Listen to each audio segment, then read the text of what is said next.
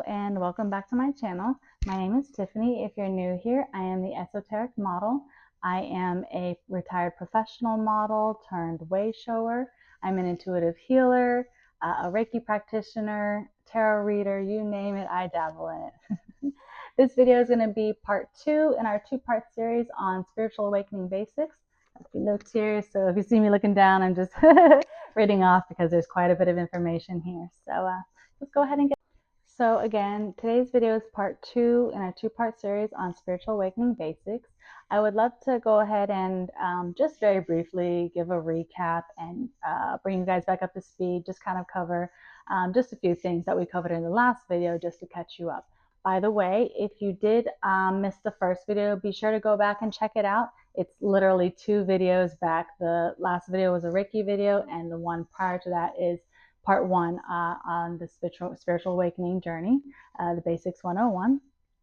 And so let's get into it. By the way, be sure to stick around to the end because I have a bunch of really great tips to help you get through your spiritual awakening, get through the dark night of the soul, and just mastering it all, especially if this is your first time. So in the last video, we learned that spiritual awakening is a combination of things. In video 1 or part 1, we learned that awakening is basically you're waking up from this dream, the illusion, this dream called life. You're deconstructing what you were taught growing up.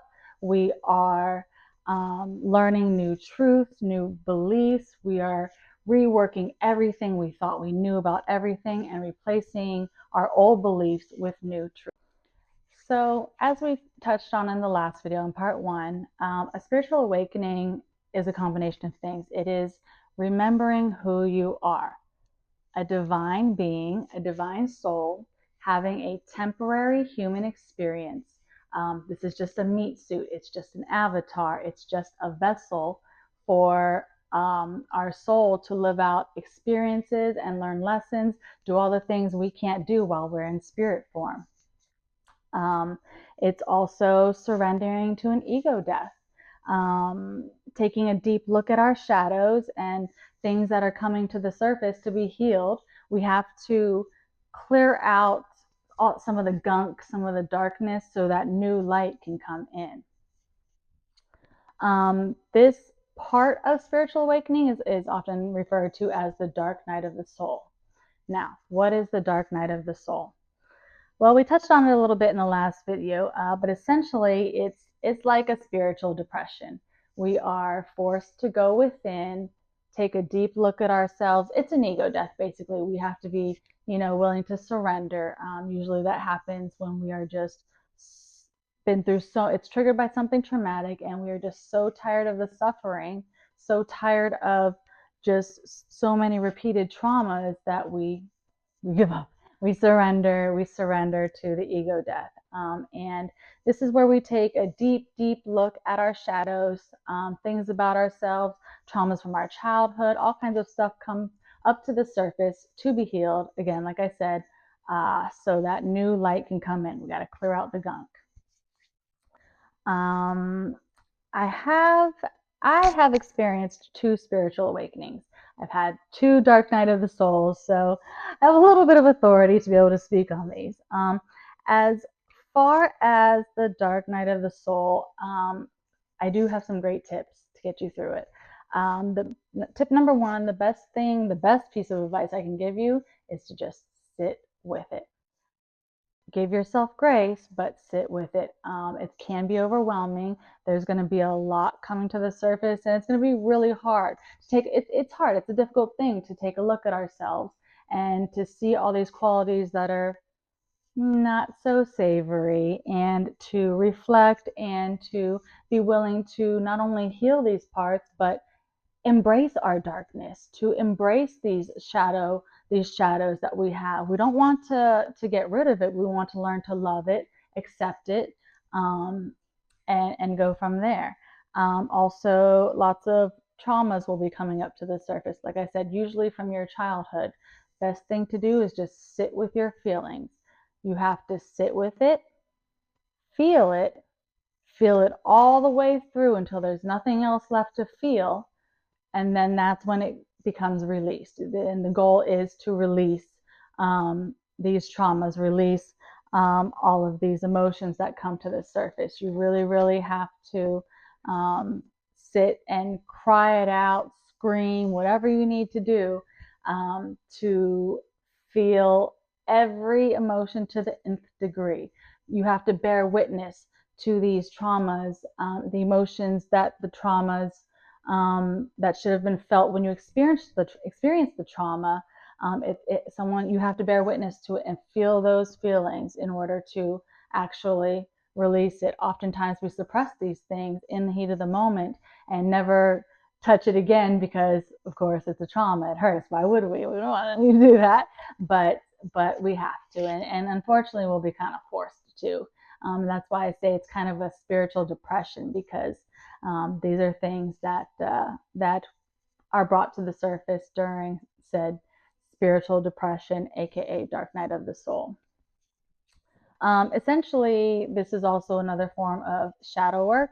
Now, I like to look at this type of shadow work and what we're doing here at, like we're unpacking boxes. Now, what does that mean? Basically, you can envision or visualize a box, in your mind's eye, a box, and all of your traumas neatly packed in this box. And you just open the box and pick one out. Let whatever comes to the surface, let it come out and go from there. Feel the feelings, feel it fully, sit with it, cry it out till there's nothing left.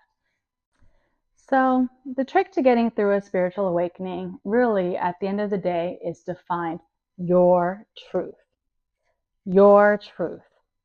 Use your discernment, and this is something you learn during spiritual awakening. But there are a lot of spiritual teachers out there, a lot of different opinions. A lot of the information is kind of convoluted, and it's hard to tell what's what. We also have false light, false, prophets out there teaching things that sound good in theory, and they're like half truths. Have a few truths sprinkled in, but we have to be very, very careful about what we take in. At the end of the day, I highly encourage taking in all the information you can, gather from different sources.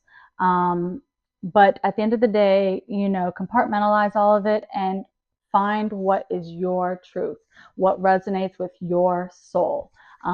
Because it's not about, in the beginning, it's okay to look toward external sources to learn and everything, but eventually you want to start going within and getting your own answers, because as cliche as it is, everything is within us. Everything we need to know, all of our answers, they're all within us. And the way to get it is to go within, to meditate, and just listen, ask a question, and sit with your higher self. Again, everything is within us.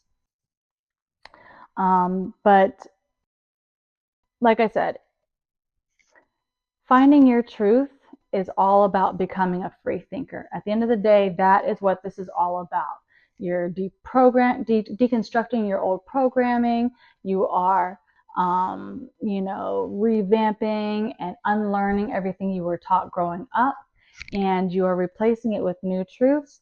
But again, you're breaking free from conformity. You're breaking out of the matrix, as they say. It's all of those things, but truly you want to find what resonates with you and leave the rest at the door. A spiritual awakening, it can be a very lonely journey. I'm not gonna lie to you. Let's be so fucking for real. It can be very lonely. It's almost kind of like being the only sober person in a bar where everyone else is drunk, if that makes sense. The truth of the matter is, sometimes we lose friends and family over it, because we just can't, there comes a point where you can't stand the surface level conversations. You can't stand, it kind of gets on your nerves and becomes annoying, dealing with people that just are not on your frequency. And what you'll notice is those around you that are not on this vibrating on the same frequency that you are, you'll notice people in your lives start to fall away. And as cliche as it sounds, there's a saying, your vibe will attract your tribe. And it's so true. This is the part of your spiritual journey where you start calling in your soul family. This is the part of your journey where that happens.